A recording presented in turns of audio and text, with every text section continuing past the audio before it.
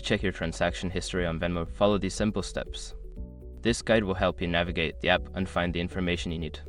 Step 1. Open the Venmo app. Launch the Venmo application on your smartphone. Make sure you are logged into your account to access your transaction history. Step 2. Go to the menu. Tap on the 3 horizontal lines with the profile icon located in the upper left corner of the app. This will open the main menu where you can find various options. Step 3. Select Manage Balance. In the menu, look for the option labeled Manage Balance of Transactions. Tap on it to view your account balance and transaction history. Step 4. View Transaction History. Once in the Transactions section, you will see a list of all your past transactions. You can scroll through to find specific payments or receipts.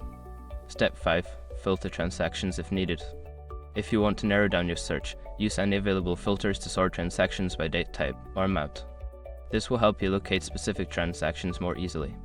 By following these steps, you can easily check your transaction history on Venmo. If you have any further questions, feel free to explore the app's help section for more assistance.